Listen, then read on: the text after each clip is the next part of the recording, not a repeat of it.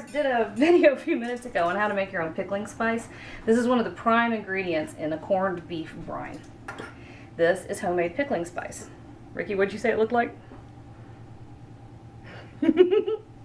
Ricky said it looks like the mud mask that Lance and Ava use on their faces and that they have to wash off. He's not going to tell that.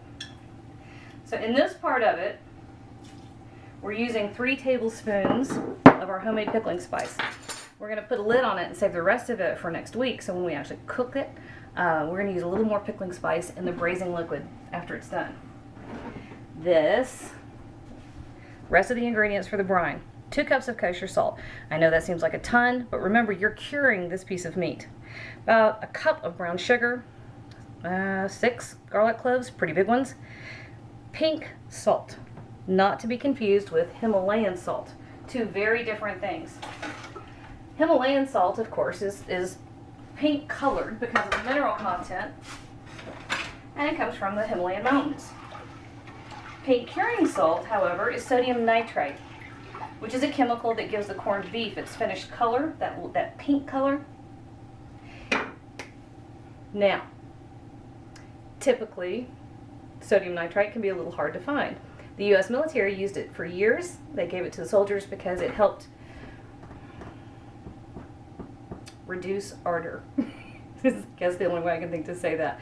That's never been scientifically proven. It's not a typical ingredient. I ordered it from the big box store. Feel free to do without. It really doesn't do all that much for the taste. However, if you want it to look like a traditional, pretty, beautiful pink corned beef, you want to throw it in there. You only use about 2 tablespoons for the whole batch, so no big deal.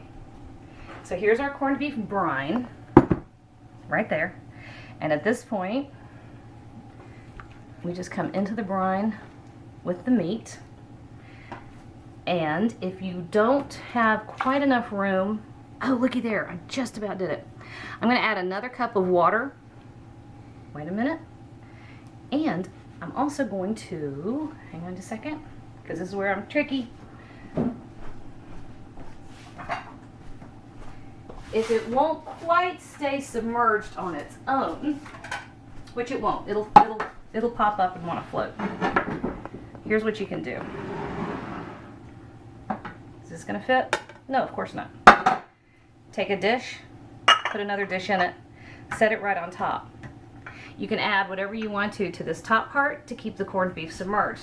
One of the things I think is easiest is just a can of whatever right on top. So that's your setup, and I'm going to add a little tiny bit more water. That's your setup. This needs to go in the refrigerator. Of course, put a lid on it. This goes in the refrigerator for about 5 days. And like I said, I've seen recipes that call for just a couple of days, and I've seen it where it goes for 2 full weeks. And in the Middle Ages, this was a method for keeping beef all winter long. So, you know, that's on you, not me. I don't think we really want to go back to eating like they did in the 12th century. Now, corning, as in corned beef, doesn't have anything to do with corn. The word originally was from kernel, and it's because the spices that were used were shaped like kernels. See? All right, that's how you make your own homemade corned beef.